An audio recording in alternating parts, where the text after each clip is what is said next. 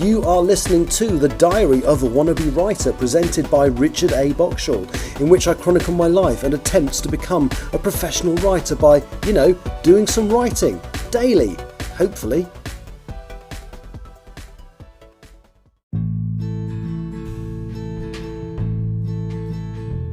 Hello and welcome to The Diary of a Wannabe Writer. It's Saturday the 4th of May and I feel a lot more human than I have for the last few days since I've been doing the podcast.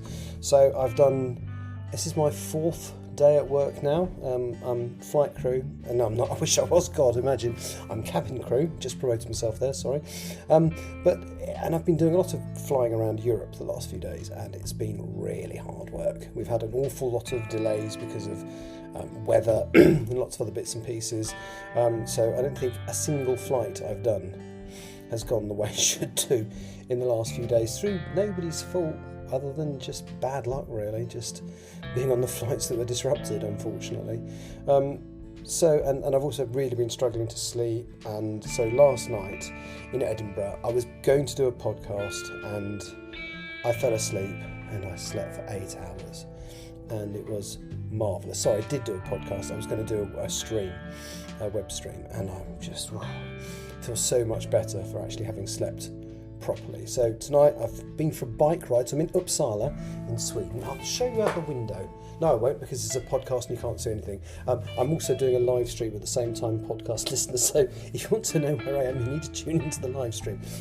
So I'll show you out of the window once I finish the podcast, just on the video. So I feel a lot more human. So I'm doing some writing for the first time since the 1st, and it's the 5th today. So it's the 4th. So no, I last live streamed on the 1st, but I didn't do any writing on the 1st. So this is the first time in about 4 days that I've done any writing. So I'm going to do a bit of work on a chapter. I want to vaguely talk about chapter lengths, because I've got some absolutely monster chapters in my book. Some of them the shorter ones run to about 3,000 words, which on A4 is 7 to 8 pages. I don't know what that is in book form, but it's probably about, what do they reckon, 200, 300? It's probably about 10 pages of printed. But some of my more recent ones have been coming, some of the ones for Empress of the Trees, or whatever it ends up being called, have come out at about 8,000. Now, if it's 300, then, that's not ludicrous. It's about 3 times, so it's not quite 30 pages, so actually that's not as crazy as I thought. But I was writing one the other day. I don't know if anybody who listens to this watches the live stream. Nobody listens to this apart from me and maybe one other person. Thank you, one other person. What was I talking about? God, if I could bother to edit this, I'd cut this bit out. I was writing a chapter, and it was editing a chapter that's 23 pages long, nearly 9,000 words, and I realised there's a point in the story where something big seems to happen, but it happens off page, and the reason it happens off page is because it doesn't happen. You're meant to think it happens, but it doesn't. And I suddenly realised that if I ended the chapter at the point of the bad thing happening, it creates a really good cliffhanger. So in the original version of the chapter, I just had one character saying, right, I'm going to have to take this person away into the woods and dispose of them by killing them. The person knows they're being led out in the woods to die, so it's not very pleasant. And then in the original version, the next paragraph is the person coming back from the woods to his boss going, yeah, I've done it, not very happy, but I've done it. And it just lacked the drama this moment needed to have. And also it was roughly halfway through this mammoth chapter, so what I ended up doing was splitting the chapter into 2. So it's now 2 chapters, and it's got a decent cliffhanger. And what I also did was I milked that moment for more than I had in the original version. So in the original version, it has one character leading out the other character into the woods at gunpoint, and then it cuts back to the scene with the boss. And I actually elongated that scene and added a bit more emotion and added a bit more jeopardy.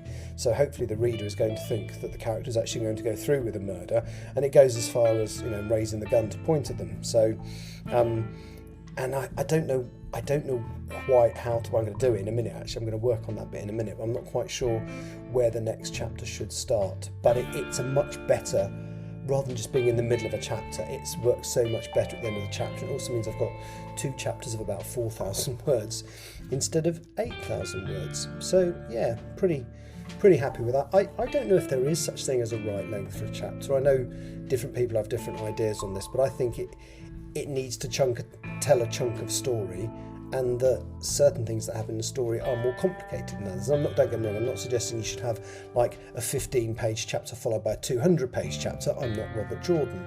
But I do think looking at it, my chapters, there are some that can be shortened to make them better, like I've just done by cutting these two in half. And the rest of them, I think they're all right, but I've still got more editing to do, so we shall see. But yes, and the other thing I'm going to very quickly talk about, because I'm almost at 5 minutes and I don't want these things to be much longer than 6 or 7. An idea that hadn't even occurred to me. So I've discussed already that I'm going through the Writers and Artists Yearbook trying to find agents. I've found a dozen now that potentially would accept a submission from me, and they might not like it, but they certainly wouldn't.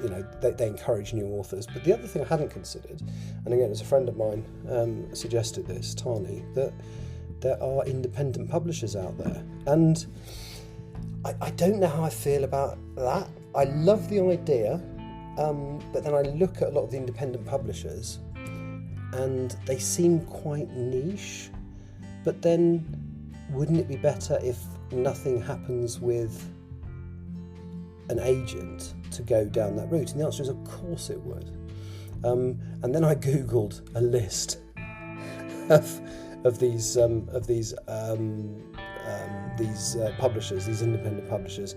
There's over 1,000 in the UK. I think the list that I've got has got 1,100 and something on them. And I am going to start going. I don't think I'll go through them all. Well, I might do.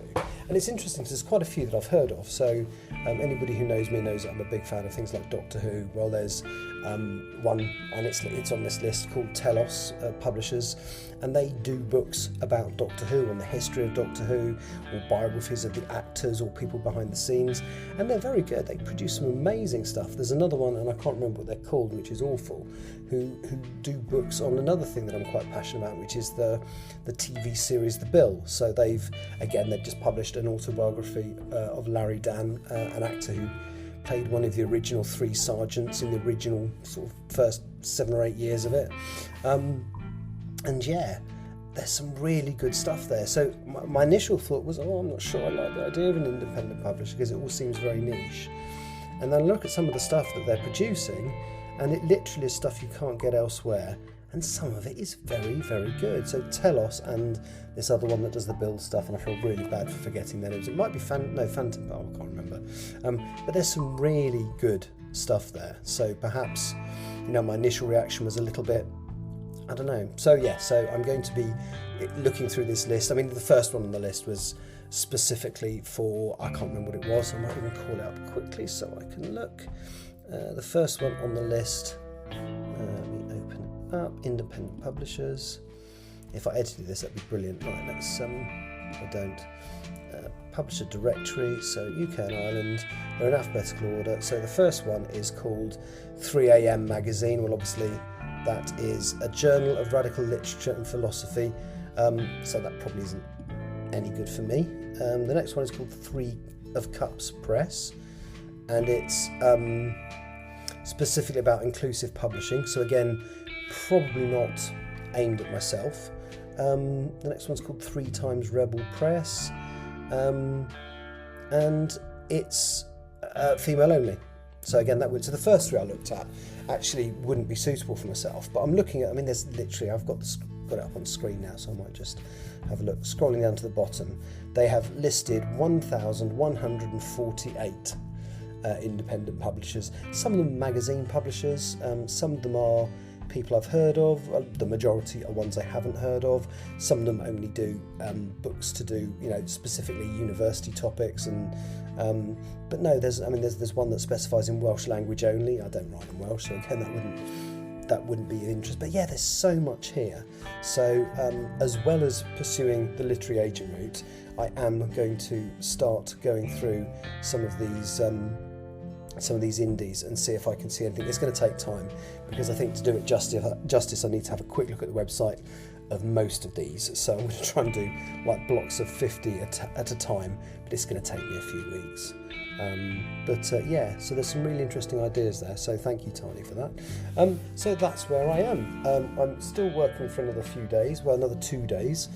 So on the 7th you should see me returning. 7th, 8th and 9th I should do some much more regular web streams. The podcast will carry on as normal, and yeah, we'll see if we can push this forward. And then on the 9th, I can't remember what day that is, but on the 9th I'm seeing Tani, and we're going to go through some of these publishers that I've selected, and also have a look, some of these agents that I've selected, and we're going to have a look at some of these indie publishers. So yes, a bit longer than I anticipated, but never mind, that's where I am today.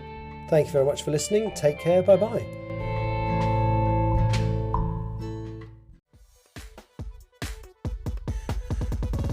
You have been listening to The Diary of a Wannabe Writer, presented by Richard A. Boxall. Thank you for tuning in to my random ramblings, and if you'd like to know more about me or my projects, visit my Linktree at linktr.ee/Richard Writes, capital R, capital W. Thank you for listening.